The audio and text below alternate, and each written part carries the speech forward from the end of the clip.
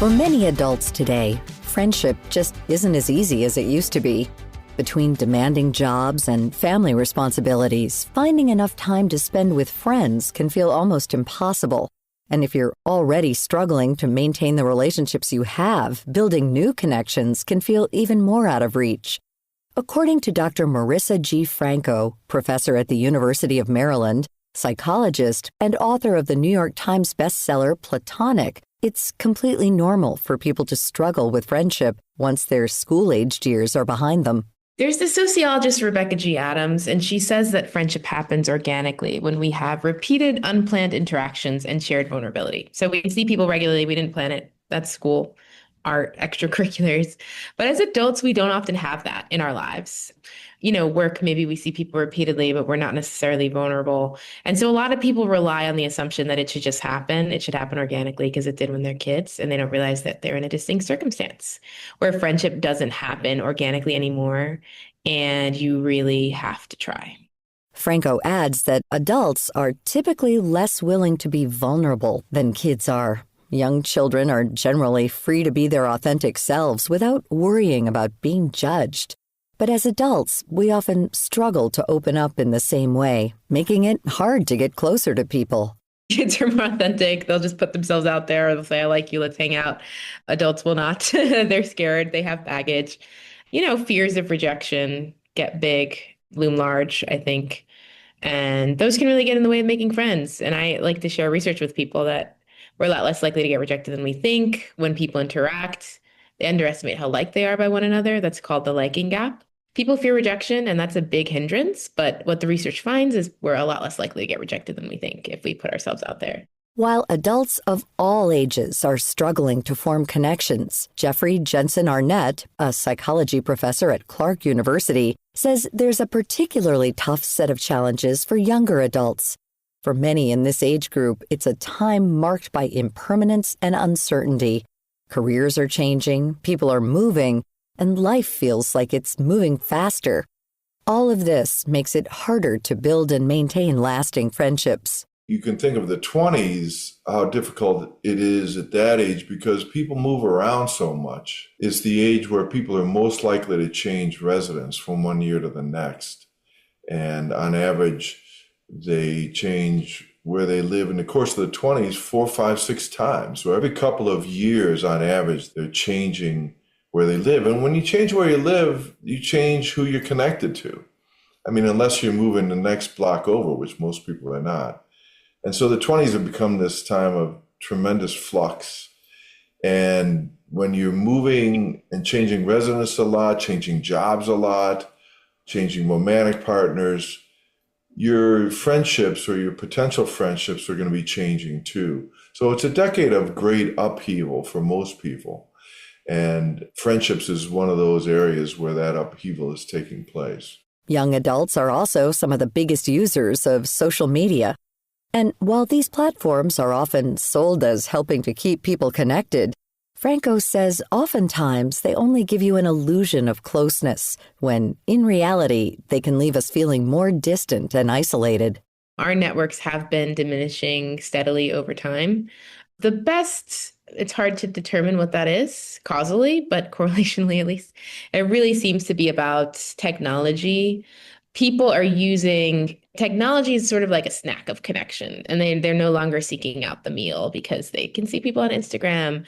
There's this theory called displacement theory. That is when you use technology to displace in-person interactions, like you're scrolling on TikTok all day instead of going to that group where you could have connected with people. Then you're more likely to be lonely. Whereas if you use technology to facilitate in-person connection, you'll be least lonely, even less lonely than people that aren't on technology at all. Franco says psychologists first noticed a sharp rise in loneliness back in 2012, just as smartphones were becoming popular. And that trend hasn't slowed. 2 years ago, the U.S. Surgeon General at the time, Dr. Vivek Murthy, formally declared loneliness a public health epidemic. At the time, a poll from the American Psychiatric Association found that 30% of adults feel lonely at least once a week, and 10% reported feeling lonely every single day. You might think loneliness isn't such a big deal, But if left unchecked, it can eventually lead to severe health consequences.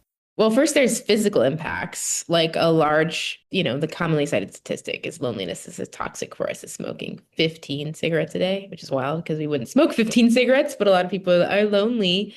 Having a large social network decreases your risk of death by about 45%, which is about the role of diet and exercise combined. So it's just really, really important when it comes to studies on mental health. You look at very happy people versus unhappy, and the most distinctive characteristic about them is not even how many good things happen to them. It's that they're connected. That is the most distinctive feature about very happy people. Or you look at studies on depression, and the biggest thing that prevents depression out of 106 factors was having someone to confide in one study. So connection, like food, like exercise, like oxygen, is what we need to keep us healthy. Franco argues that loneliness isn't just a feeling. It has the power to shape the way we see the world. When people feel lonely, they're more likely to assume others will hurt, reject, or take advantage of them. That sense of suspicion makes it even harder to form connections, creating a self-perpetuating cycle. The lonelier we feel, the more we withdraw, and the more isolated we become. So what can we do to break the cycle? Arnett says one of the best starting points is finding a hobby or activity that can routinely connect you with like-minded people. I think it's a good idea to look for organizations to join where you would start meeting people about your age and seeing people on a regular basis. So that might be some kind of sports club. It could be something involving music. It could involve volunteering, which a lot of people like to do in their 20s. But because you don't have school anymore to structure and promote friendships, you need to find other ways to do it. And so look for organizations that are likely to draw together people your age on topics that you're interested in. Because then if you're meeting, say, for a sports team, you automatically have something in common right there. And friendships are built on common interests, usually for most people, as well as a fit of personalities.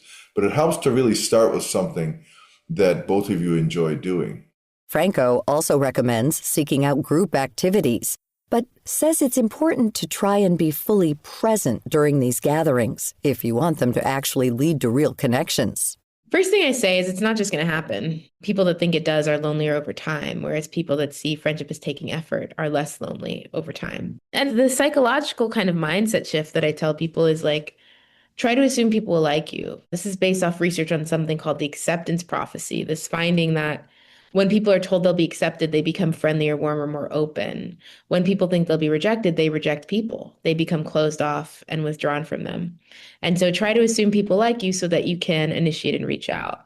Now, when you show up at that place to connect, hopefully repeated over time, you have to overcome something called covert avoidance. That's our tendency to show up physically and check out mentally. We're on our phone.